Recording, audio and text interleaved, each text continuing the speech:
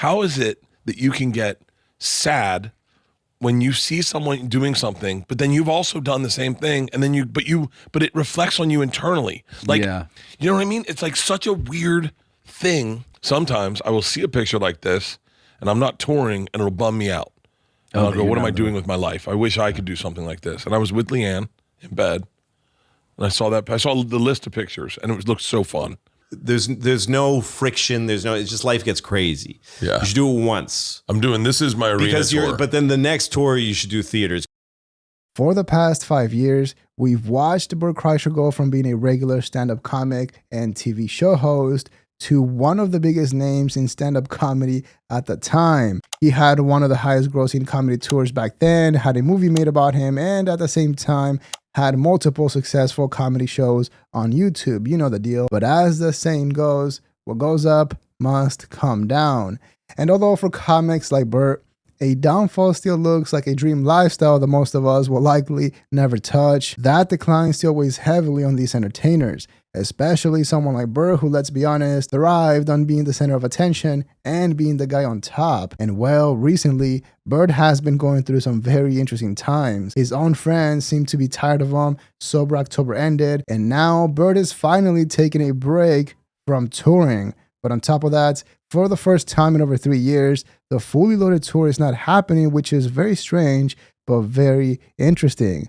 And also, what's really wild is that not too long ago, Louis C.K. pretty much predicted and warned Bert Kreischer about everything that he's going through at the moment. But of course, back then, he completely ignored it and forgot about it. I remember you telling me a lot of like really kind of sage things. I used to do arenas and stuff, all that You told stuff. me that. Yeah. You go, you're doing arenas. I said, yeah. And you go, it's for you. Yeah, exactly. The audience is it's fun. Like, wow, look, I'm in an arena. But the audience is like, I can't even see him. If you're a fan, you watch the guy every time he comes to town. You know, if you're in Minneapolis, you see him come to the Acme every year. And then you go, he's at the Pantages now. That's cool. And then the State Theater. And then he plays the Timberwolves Stadium. I'm playing there. And you go there as a fan, you go, okay, good for you, Bert. I'm happy for you. But the next year, if he's at the Timberwolves, you don't see him again there. You'll see him at the Pantages every time he comes. Yeah. Your favorite comedian. But you're not going to go see him at the arena every year. I would love to say I'm done for a year, but I don't have that brain. I can't. Yeah, I need the time off. Now it's 2025, and all the close friends that he once overshadowed have completely blown up and caught up to him. They all have comedy specials on Netflix, they're doing arenas, and since the market for podcast comedians has cooled down, well, Bert is not that special anymore. And what makes this such an interesting case, in my opinion, is that we're not technically witnessing a downfall, at least not yet, and instead, we're basically watching Bert Kreischer getting into his own head and completely freaking out over the idea that his fans and his close friends might realize that he's no longer an arena comic. It was lit there, dude. It was like, we're about just a hair under 17,000 people, and they were like, I mean, it's Chicago. Like, they were energetic, and like, yeah, he had a great set. I had the most fun doing that show. And a lady had a seizure in that show. Someone had a seizure? Yeah.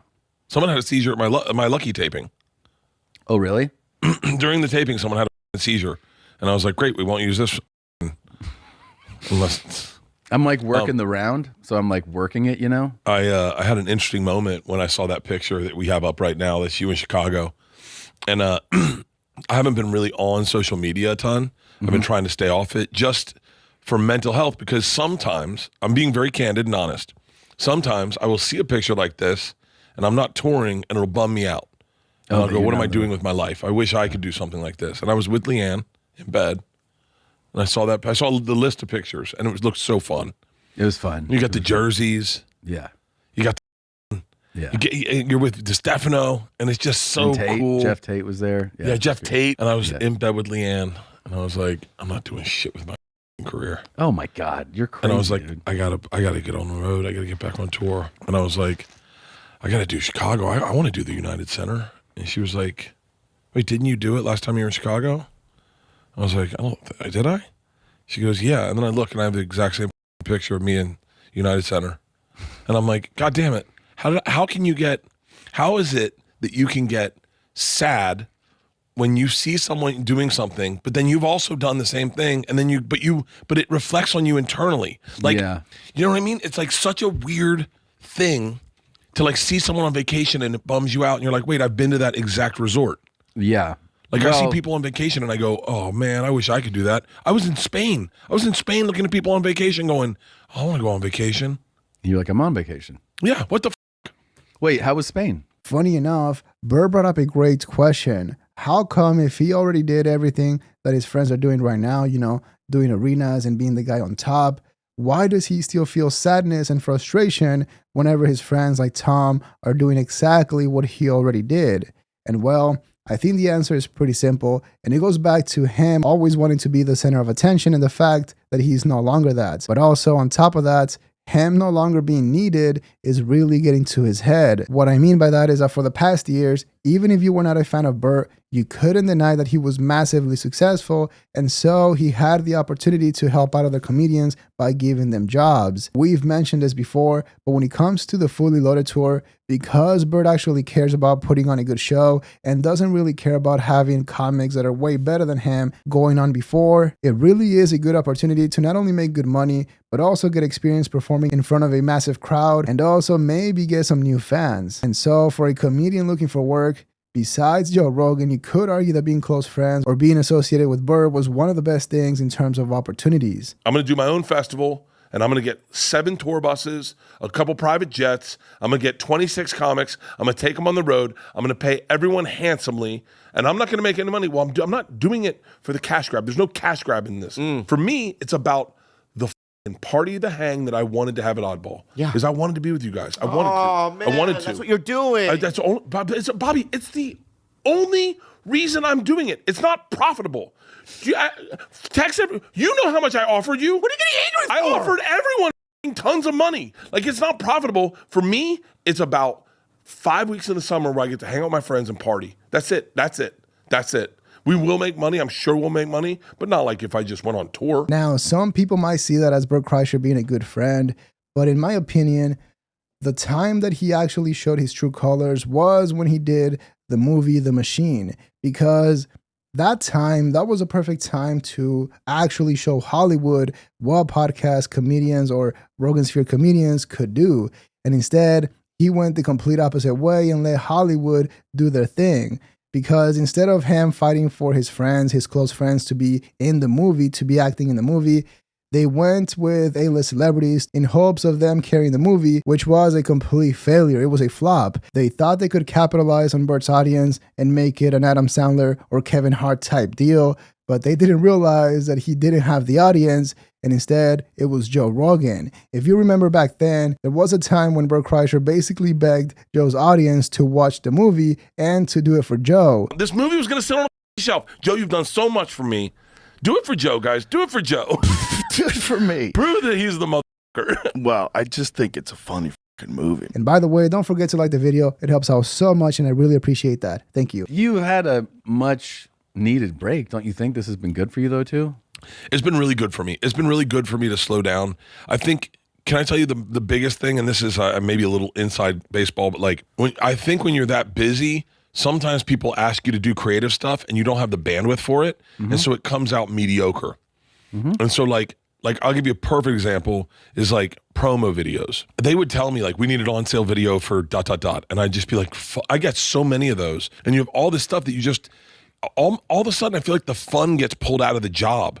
When the job was never intended to be work, it was meant to be fun. It's supposed to be fun. And it is work, but it should be fun work. Yeah. And that's when it's at its best is like and that's why I think when you see, I'll use Shane as an example, but when you see Shane make tires or Gillian Keeves, that was all just fun.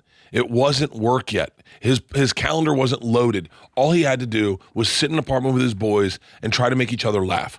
And that's the beauty of the playfulness of stand-up, you know? And I think I had subtracted that out of it and gotten so many plates spinning that I couldn't have fun with anything. I just was like, I looked at everything as another job. And I think I'm glad that I got the opportunity to kind of slow down because now I'm having fun and trying to like writing jokes and shooting content that's fun and and I'm enjoying doing podcasts that I'm not promoting anything. I'm just going on to do a podcast. Well, then also maybe try not to get yourself in that same place again, right? That's my goal. My goal is to downsize a little bit and bring it backwards, so that I don't have as much shit coming at me and just have fun with stuff. Now, when it comes to Bert taking a break from touring, it is really odd and doesn't make too much sense, because if that was true that he chose to take time off, that would be the biggest form of self-control ever shown by Bert. Think about it. That would mean that he turned down a fully loaded tour, an arena tour, and the opportunity to do what he loves the most, being on the road, partying, and getting all the attention in the world. That would be like a gambler walking away while everyone else is hitting jackpots. It doesn't make any sense, because while Bert claims that it was his choice to take time off, at the same time, he's getting mad that he's not out there doing arenas with Tom. And instead of accepting that going from arenas to theaters is completely normal, he still feels a need to create a story and a narrative to explain what happened, which was absolutely predictable. We have been calling this out for the past 2 years, and back then, we mentioned how because of Bert's attitude and his behavior, it was pretty easy to see that he would have a hard time going from doing arenas to theaters, because, for example, back then, he used to make comments pointing out how Tom had only done one arena while he did arenas. And who makes more money? You're Tom. You're selling more. No. I should don't shut know. up, because I love him, and he'll eviscerate me. Probably. No. Tom has I think his podcast, Your Mom's House, is very profitable. I don't think he's touring right now. So it's anytime anyone's touring, I definitely do bigger venues than he does. Oh, really? Yeah, he knows that. Okay, good. He's done an arena. I do arenas.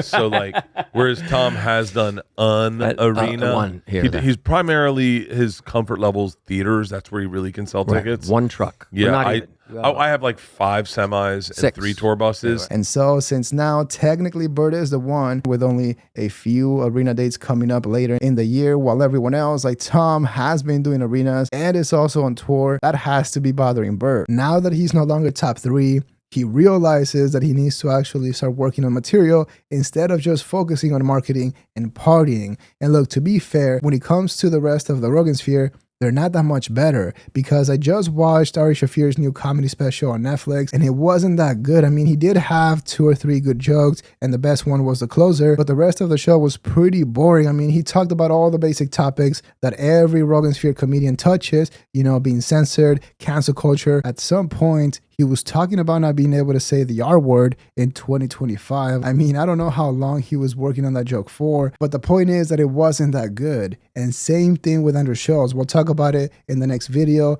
but we did review this back when I saw him live and was shocked at how much his material had changed. I recently saw him live for the live tour, and after watching his new sets, his new hour, I was completely shocked at how much his stand-up comedy actually changed, because it's a complete night and day difference from his last comedy special, the infamous special, and his new comedy now is absolutely different. It was really disappointing, but now when it comes to Tom, this here is a perfect example of how money does change comedians, because you would think that a comic getting into an accident would eventually turn into a funny story on the podcast, since, they are podcast comedians at the end of the day.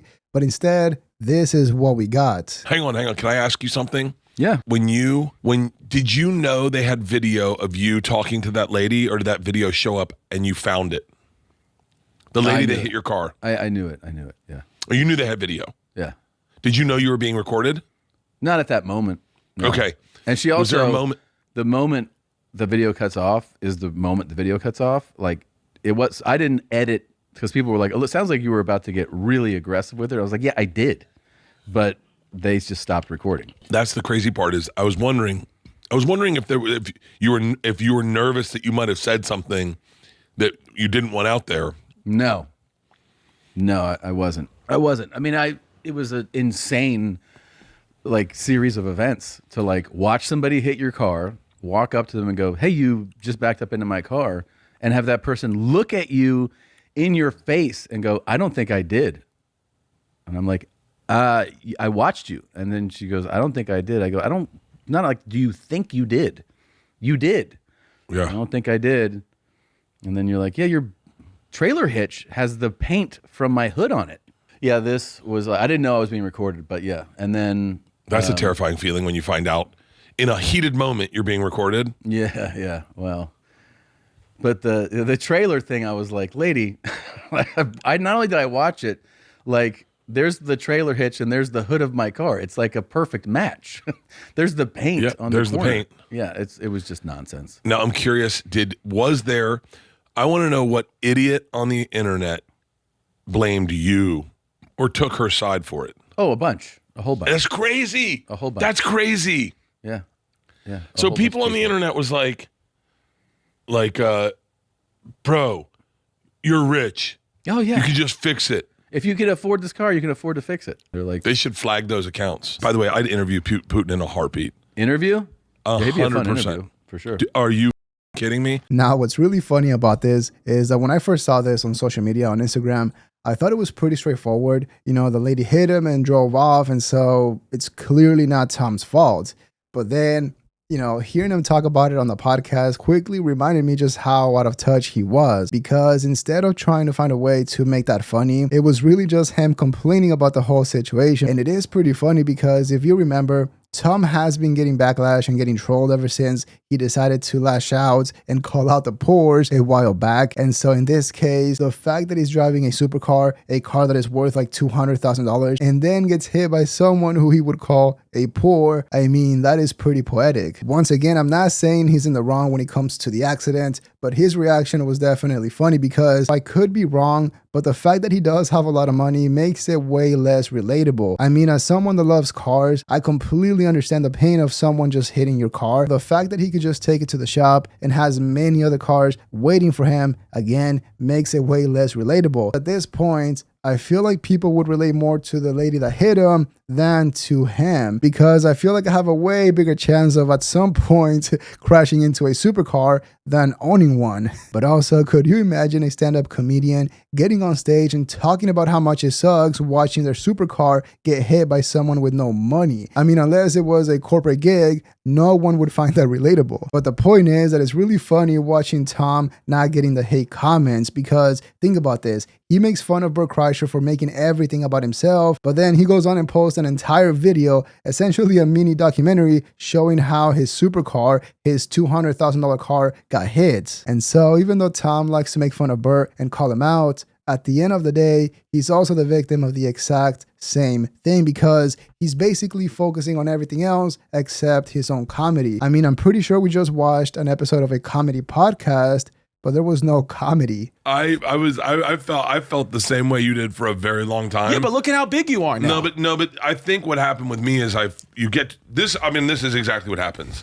Is you take on a responsibility like a movie where you're the star of it, or a TV show, or a tour, or you create a tour, or you do an arena tour where you had that was never my goal was never to try to be like a I want to be the man. I remember Schultz came on my podcast and when I did it out of my house, my old house, and I was like, so what's the goal? And he was like, to be the GOAT. And I was like, Yeah. what? And he was like, I'm coming after Chappelle and I'm coming after Bill Burr. And I was like, I remember hearing that going like, oh, I just hope they think I'm funny. Yeah, I don't have that in me at all. I didn't need it. But what happens is you start doing bigger things, and then all of a sudden you have to, it gets out of control. It gets totally out of control. And you have 15 people working for you, and you've got a vodka company and a 5K and a summer festival and a cruise and an arena tour and a movie and a TV show and another movie and 3 movies in development. And you're writing another movie with another guy. And then you're like, wait, I don't know what did I get into this for? Like, it's almost like you go, like, what were we talking about? Now, to be fair, there is a chance that he wasn't lying and he simply took a break and is coming back to do arenas the whole time. But I doubt it. To me, it seems like he's really having a hard time with the idea that he's no longer an arena comic and doesn't want to be seen as a theater comic, which is absolutely insane. I mean, outside of Bert Kreischer's head, in the real world, when it comes to comedy, doing theaters means that you're absolutely killing it. It's insane. And then doing arenas, it's just unheard of. And so instead of taking Louis C.K.'s advice and mentally preparing for the slight drop-off, he basically sold himself on the idea that he would always be doing arenas, which is insane. But yeah, this whole situation is wild, and it will be interesting seeing how it eventually plays out. But let me know what you think in the comments below. Leave a like and subscribe to support the channel. Dislike if you didn't like the video. But that is all we have for today. See ya.